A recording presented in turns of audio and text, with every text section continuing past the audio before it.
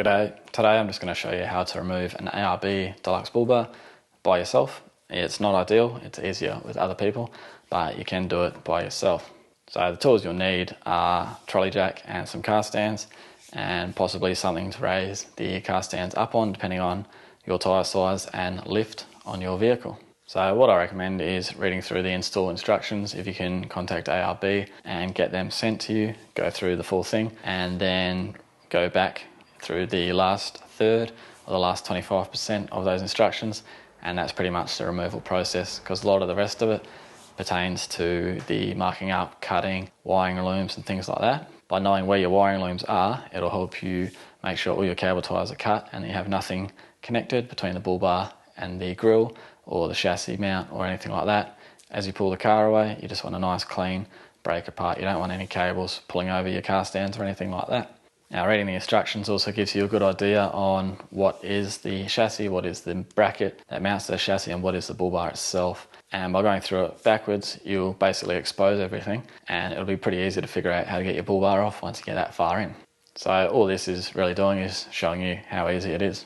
Now, obviously this is dependent on each person. The bull bar with no accessories weighs about 52 kilos or something like that. I've got another video all about the bull bar weights, which will be linked in the corner somewhere. So depending on how strong you are, this could not work for you.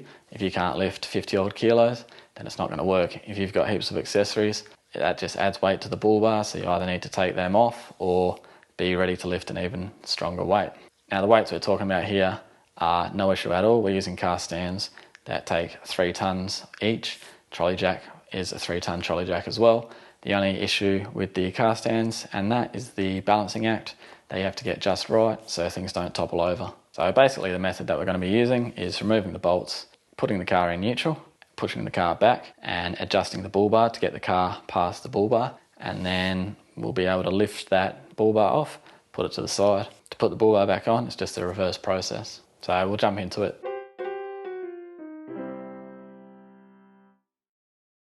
Okay, so during the video I reference a few steps of the fitting instructions. These are the fitting instructions that I am referring to.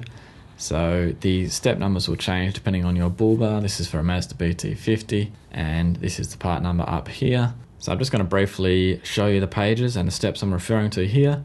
You'll have to reference back to them if you forget, but the numbers and the instructions are all in here. Start of the instructions is all about making everything fit and cutting everything to shape. As far as the removal is concerned, we start around here, which is about 87, 88.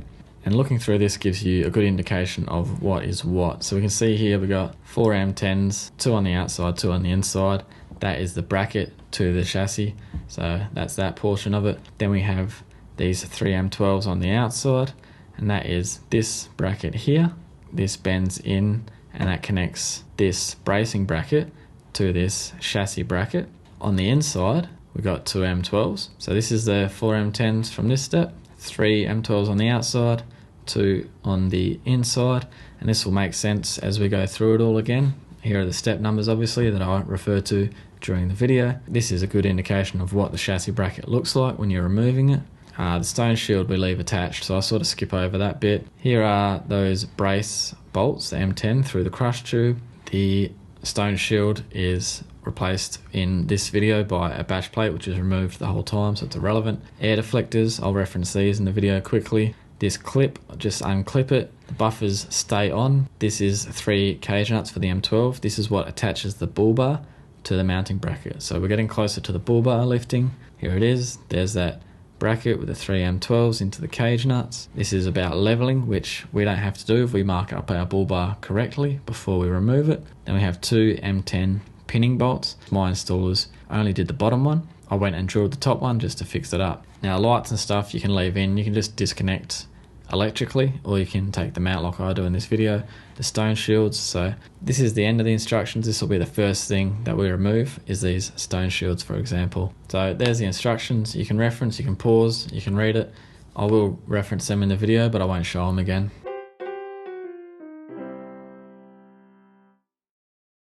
So if you want, you can get your bull bar up against the wall, and this stops one angle of tilt.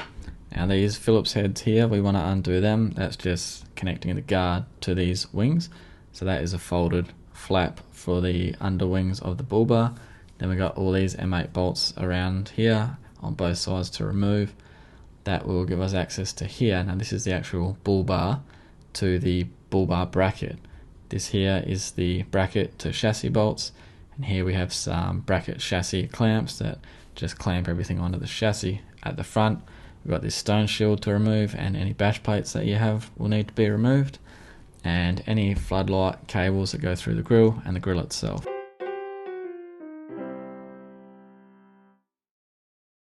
Now once we have these wings off, you get a better understanding of this mounting arrangement. All you really need to know is what is actually the bull bar, what is the chassis, and what is the bull bar mounting bracket, and then it makes it a lot more simple to remove. The best way to do this is to read through the fitting instructions from start to finish, and then just have a look at it with these wings off and the stone shield up the front off. So what we're looking at here is the chassis, this is the mounting bracket, and this is the bull bar itself.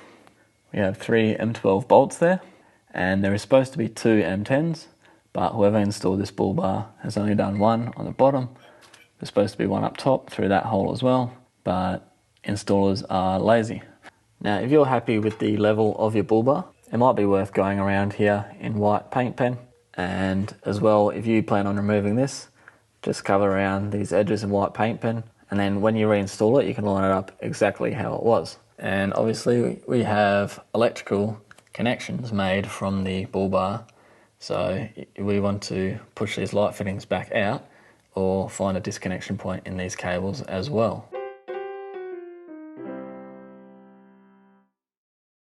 The next step for me is removing these clips to get this front cover off over the bonnet latch, and then that allows me to take out the grille, which will give me access to the plugs for these spotlights, so I can pull that out, and then I will remove these light fittings here on both sides.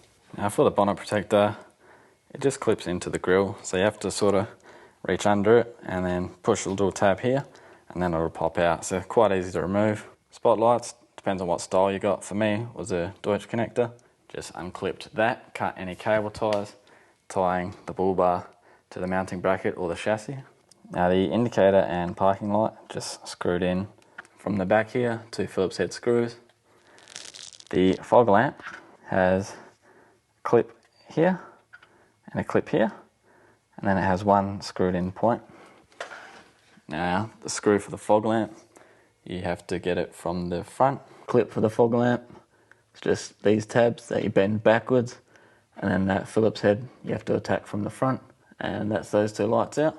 And you can see I've just run around white paint pen for the mounting bracket to chassis point and the bull bar to the mounting bracket point.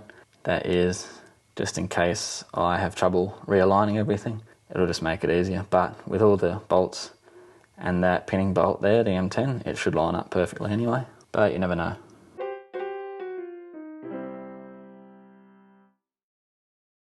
Okay, so I'm all set up. I've broken the tension on the 3 M12 bolts there and the M10, as well as the same on the other side.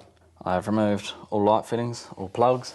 Every connection from the grille to the bar is disconnected. The spotlight plugs have been pulled through. Now you can see the bar is up against the wall.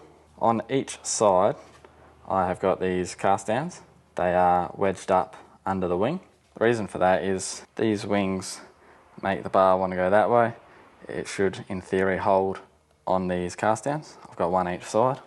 And in the centre, with the slightest bit of pressure on it, but not actually lifting anything, is the trolley jack with a bit of timber, and that is about in the middle. So it is supported in 3 sides underneath, and it has the wall just in case it wanted to tip forward, which it won't because of the trolley jack. Now what I plan on doing is removing these M12 bolts.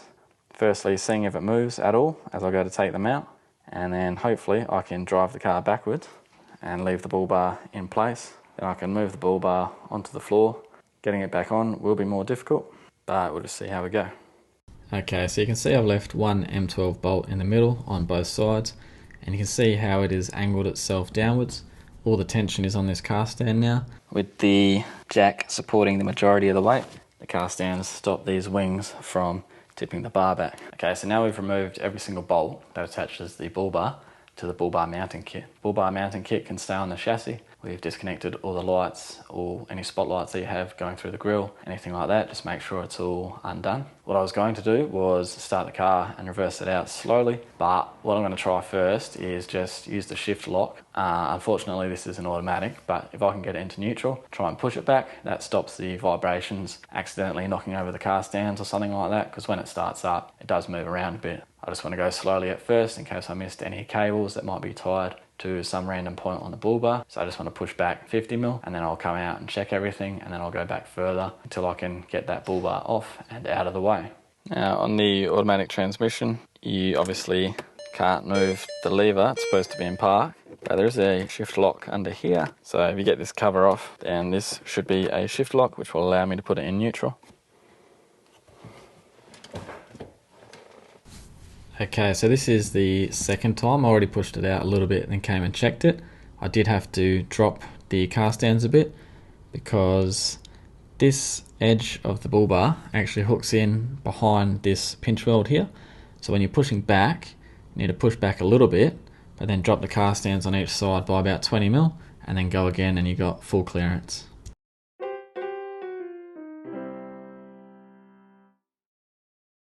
So if we work our way backwards through the instruction, the next thing mentioned is this sensor back here. So this is on the left hand side of the car, if we look just through there. And what we're going to do is remove that. I'm going to cut all these cables off the grille, remove the grille just to make it easier. And then once we've done that, this, which is called a chassis brace, and then we have the bull bar mount. The bull bar mount bolts into the chassis brace, so we will be removing these in reverse order of the instructions. Now in my particular instance I have cable ties for the transmission oil cooler hose, so I will have to cut all of those off as well. Now you'll see that cable tie there, that is for the factory air deflectors. You've probably, if your bull bar installer was better than mine, you'll have a clip that goes through there, factory clip. This is on both sides, so we just need to push that out. In my case, it's just cutting two cable ties. Whoever installed this bull bar is not very good at their job. Also noticed that whoever installed the bull bar did not paint the holes that they drilled. Basically got these bolts here, they're M10 bolts. They are holding this chassis brace. They go across the bottom and across the top. We're going to take them out. So we just M10 17mm. It's a flattener spring and it just threads into the end. And obviously it goes through a tube, so you don't want to lose any of the pieces. Top and bottom, take these off. These M12 bolts here, so we'll be taking these out. That is on the inside. So not this outside arrangement, but the one inboard, we're going to be taking them out. The M12s here are 19mm, and there is a nut on the other side, so you want to hold the other side. The nut on the other side is 17mm, and it's just the top and bottom. Now we're working backwards to step 90 and 89. We take the 3 M12s out of here. So top two and very bottom one, I'm going to take them out on the left and right hand sides. So with those 3 M12s out, this plate comes out and we're just left with the M10 to the actual chassis. So the chassis to this bracket has 4 M10s, one on the outside, that remaining one on the inside, and then on the outside on the other side, and then we can take this off. Make sure your air deflectors are disconnected and this clip, just disconnect to that. You can support this with car stands as well, so as you undo the 4 M10s it doesn't drop on you, but it's not going to be as heavy as the bull bar was, but it could still be maybe 10 kilos or so. And now we have that bracket off, so you have the exposed end of the chassis, and that's basically it for reassembly. We reverse these steps and we just put Loctite 243 on everything, and I'll just run through some torque settings quickly.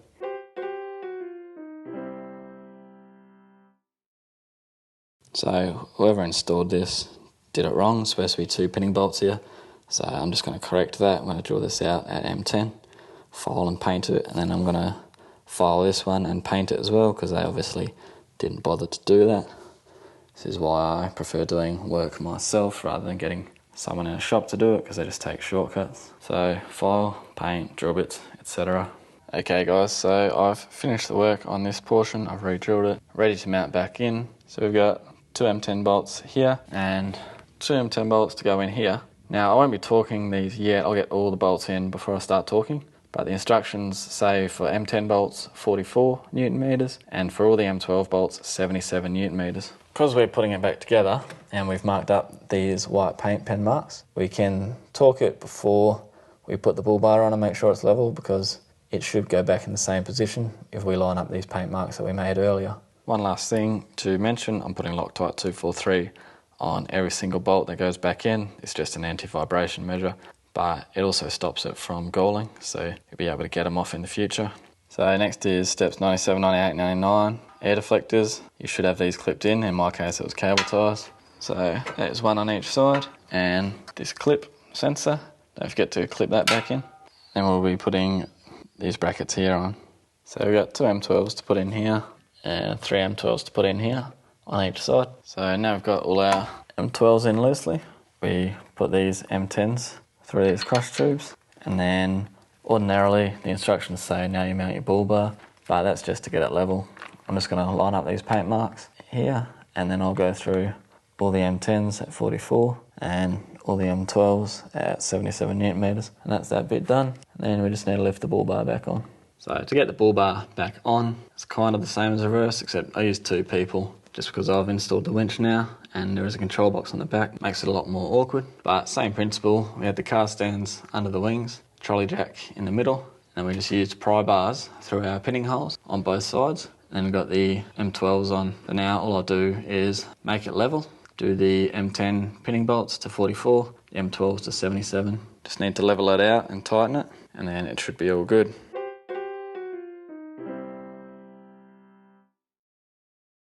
So there you have it. That is one way to get your bull bar off by yourself. Again, it's not the ideal way.